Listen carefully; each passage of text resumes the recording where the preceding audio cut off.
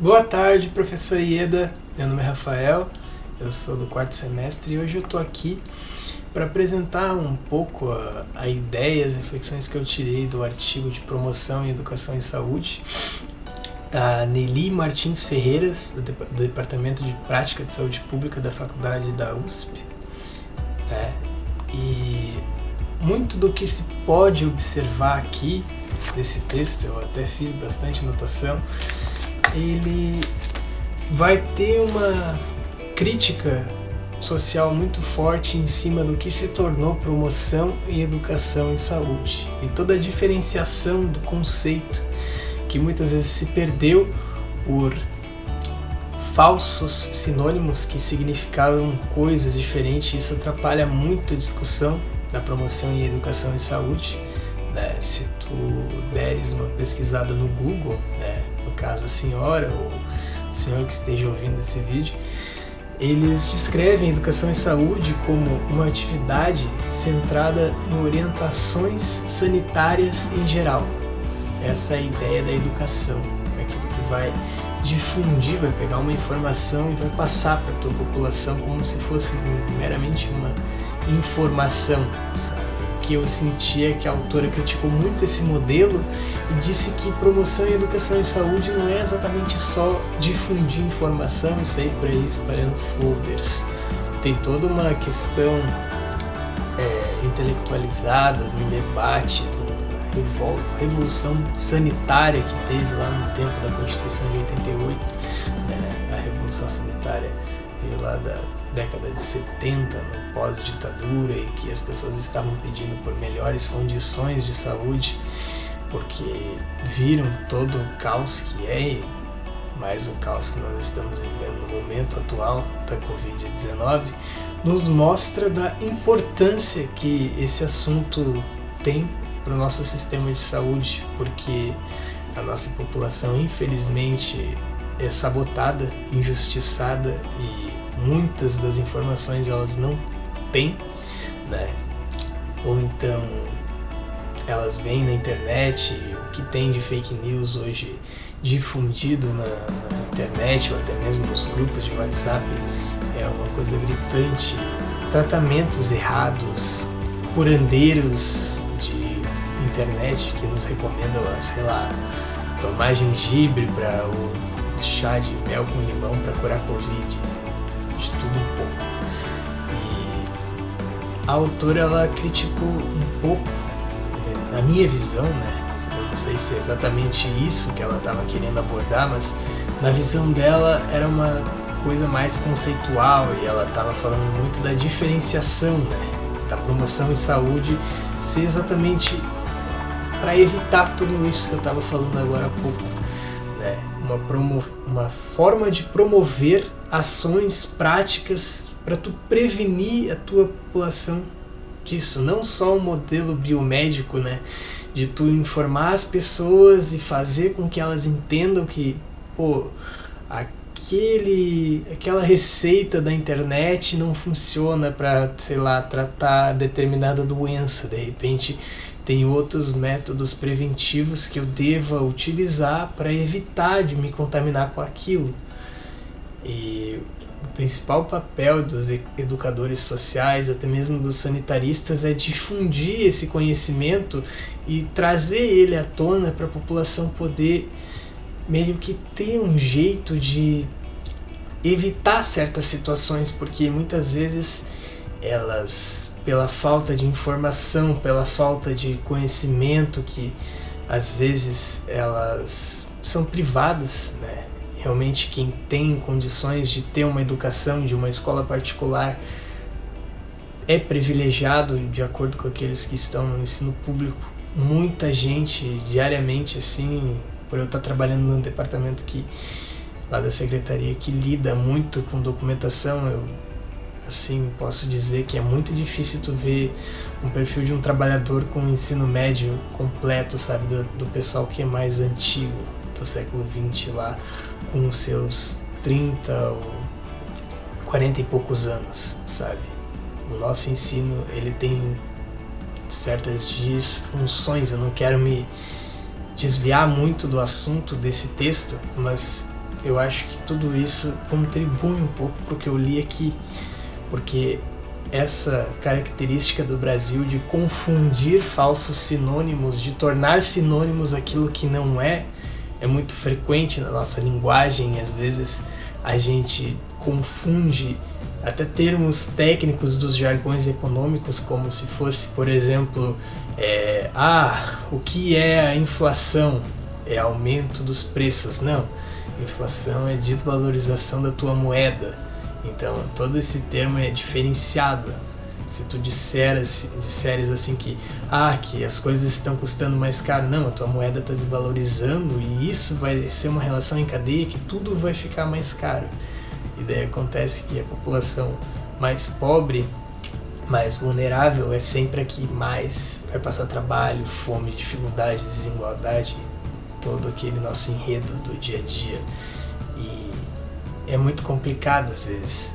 As pessoas no Brasil confundem até termos, assim como ressaltava o professor Pierlucci, que ele falava muito de nunca confundir aluno com estudante, né?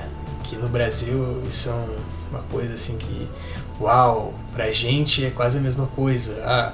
Tu tá assistindo aula, tu é estudante. Não, tem todo aquele termo que os italianos eles falam muito de que o que é um estudante? Alguém que está sozinho com seus livros, cadernos, fazendo uma leitura, uma anotação, tirando uma dúvida ali, conforme as questões que ele está vendo na prova, um simulado. E o que é um aluno? O aluno é um processo que ele está coletivamente com os colegas dentro de uma sala de aula assistindo uma aula, sabe? E mais ou menos o que a autora, a Nelly Martins, ela quis trazer, né, foi essa questão do confundir os sinônimos de promoção, né, e educação em saúde. Ela disse que a gente confunde muito esses termos, e ela também vai falar sobre o precede, procede, o Health-Psan, acho que é assim que se pronuncia, que são diferentes formas de tu fazer uma metodologia de planejamento em políticas que, lidando muito com os conhecimentos, as atitudes, as habilidades, práticas e a população alvo do teu estudo, aquilo que tu vai aplicar no teu sistema de saúde, né? Que tu vai visar sempre um desenvolvimento de políticas de ação, regulamentos em saúde, todo aquele normativo do SUS que é necessário para alguém que vai ampliar nessa área da promoção e educação em saúde, alguém que vai organizar as instituições ali com todo aquele banco de dados que tem o nosso sistema de saúde, toda a normatização. É muito importante que tu tenha alguém que consiga realmente promover saúde, além de simplesmente imprimir vários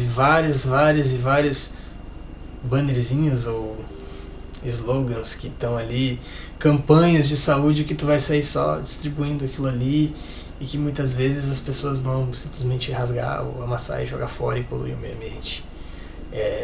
A questão de promover a saúde é muito do que a gente assistiu no ano passado com a Covid, por exemplo. Lançaram aplicativos informando quais as prevenções da doença, que é a maior ferramenta que nós tínhamos e ainda temos e vamos continuar tendo é o uso de máscara, o uso de álcool em gel, distanciamento, que a medicação para o vírus ela ainda não está aí, eles não conseguiram achar uma fórmula química que vai realmente sanar os problemas da doença e, sabe, nos curar.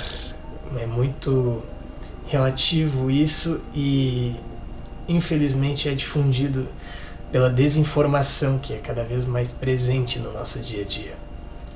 E isso é muito interessante porque tem uma crítica do Paulo Freire, que ele tem uma frase que ele diz que é uma atitude muito ingênua, né, esperar que as classes dominantes elas desenvolvam uma forma de educação que proporcione às classes dominadas perceber as injustiças sociais de maneira crítica, que muitas vezes essas pessoas elas são privadas do mínimo de informação. E acontece todo esse problema e causa o nosso sistema geral de políticas públicas, de promoção, educação e saúde. E eu acho que é um pouco disso, assim. Eu sei que eu meio que desviei bastante o assunto, mas foi essa visão que eu tive desse artigo, que eu achei um artigo muito bom. Ele até tem palavras meio difíceis, intelectualizadas, mas ele traz muito essa multidisciplinaridade do nosso campo de atuação como sanitaristas, futuros sanitaristas, que nós vamos ter que lidar com esse tipo de... As teorias, nós vamos ter que saber separar um pouco a teoria da prática. Opa, desculpa, deu um soco no microfone.